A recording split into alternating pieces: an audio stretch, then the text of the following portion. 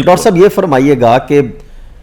پاکستان کے معاملات جب بھی کوئی دہشت گردی ہوتی ہے تو فوکس ہوتا ہے بلوچستان میں، وہاں سے آغاز ہوتا ہے، اور جب وہاں پر تحقیق کی گئی وہ بلکہ حکومتی اور حکومتی ترجمانوں کی طرف سے یا جو پاکستان اور ریاست پاکستان کی طرف سے جتنے شواہد سامنے رکھے گئے، ایسے لگتا ہے ایسے کیا بلکہ حقائق اور ایویڈنس موجود ہیں کہ وہ ایران سے بلوچستان کو ٹارگٹ کیا جاتا ہے اور بلوچستان سے یہاں پر دہشت گردی اور بلوچستان میں پھیلائی جاتی رہی۔ ابھی جب یہ سارا معاملہ ہوا، ایران کے اندر وہیں پر ڈرونز تیار کیے گئے، وہیں پر سارا ایک سسٹم لگا اور وہیں سے لانچ ہوئے، وہیں پر انہوں نے تباہی مچائی۔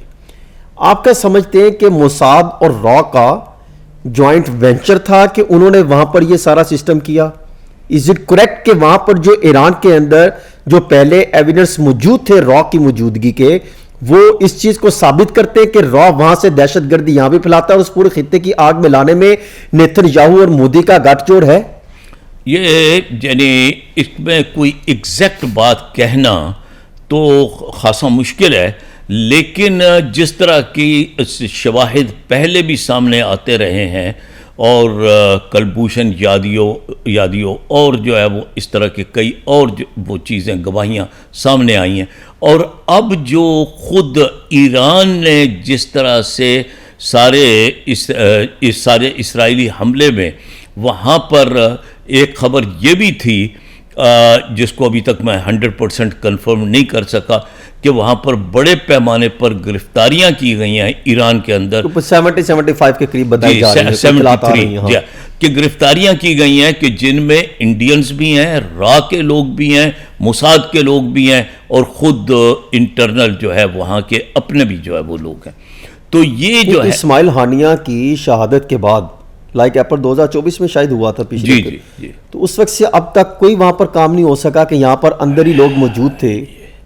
ایران کے اندر؟ یہ آپ نے بڑے نازک سوال کو آپ نے ٹچ کیا ہے، اور یہ ہمیں بہرحال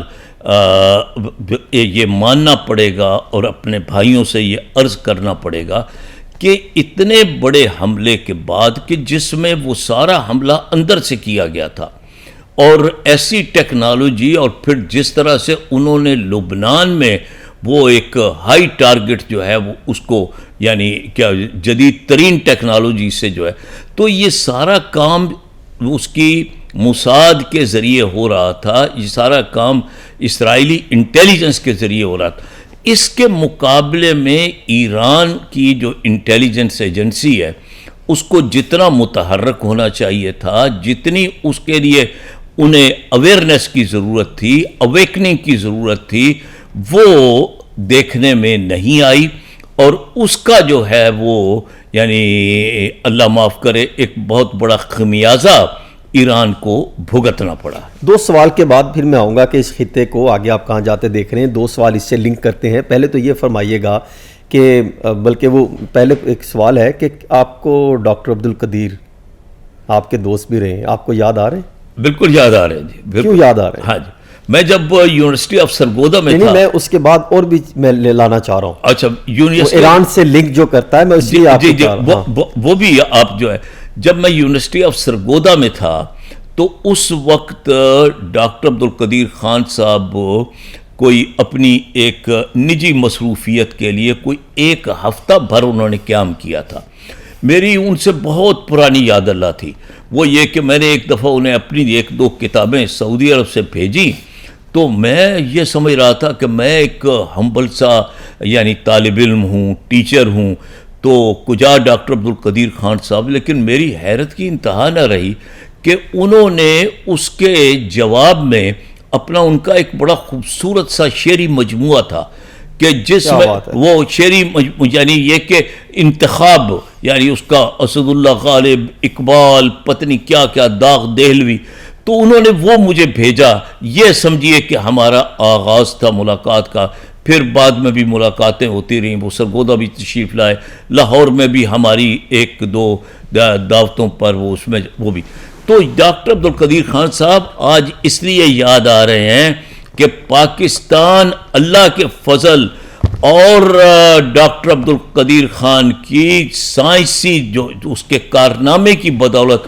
آج انشاءاللہ ناقابل تسخیر ہے۔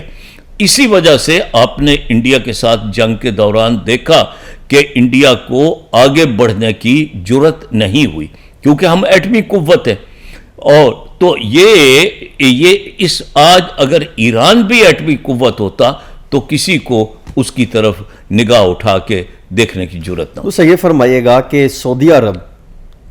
کی سٹینڈنگ کیا ہے؟ انہوں نے تو کلیئر کہہ دیا کہ ہم مسلم امہ کے ساتھ ہیں اور ایران کو سپورٹ کرتے ہیں. ایک طرف وہاں پر ڈونلڈ ٹرمپ ان سے بڑے اچھے تعلقات کو استوار کیا، وہاں پر کچھ عرصہ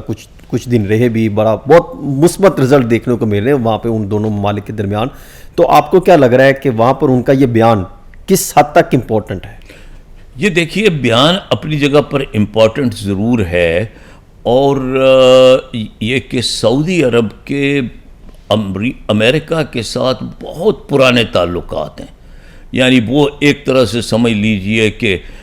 کنگ عبدالعزیز اور کنگ آل سعود، کنگ سعود، پھر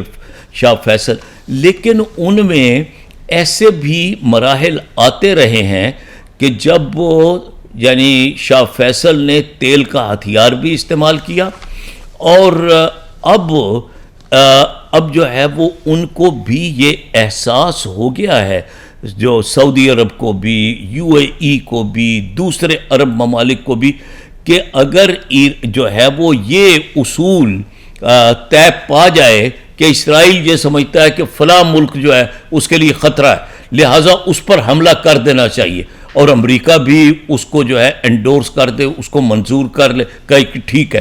تو یہ تو پھر کوئی ملک جو ہے حسن صاحب آپ بتائیے وہ محفوظ رہ سکتا ہے؟ تو یہ عربوں کو بھی یہ احساس ہوا ہے. لیکن وہ جو انہوں نے کہا ہے نا کہ امت مسلمہ آپ کی سپورٹ کرے گی، اس میں بڑے سوالات ہیں، کیونکہ ایک طرف سعودی عرب اتحادی ہے، دوسری طرف سعودی عرب یعنی کوئی خود بہت بڑی جنگی یا جو ہے وہ ایٹمی قوت نہیں ہے. تو بہرحال اس سے مراد یہی ہے، اور یہ اچھی بات ہے کہ اب پاکستان کو، ترکی کو آگے بڑھنا چاہیے، اور یہ جو سعودی عرب کا انیشیٹو ہے کہ امت مسلمہ ایران کے ساتھ ہے، تو اس کو بنیاد بنا کر آغاز کرنا چاہیے، اور ایک ایسا دفاعی یعنی متحدہ دفاعی نظام جو ہے اس پر اتفاق کرنا چاہیے کہ اگر کسی ایک مسلمان ملک پر حملہ کیا جائے گا تو وہ جو ہے سارے مسلمان ملکوں پر حملہ تصور. آپ کو لگتا ہے کہ یہ اسرائیل ایران کی جنگ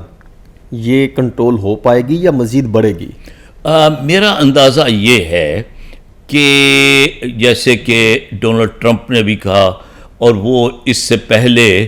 ایک تجربہ یعنی پاک بھارت جو ہے کشیدگی ختم کرانے کی صورت میں بھی کر چکے ہیں. تو اس وجہ سے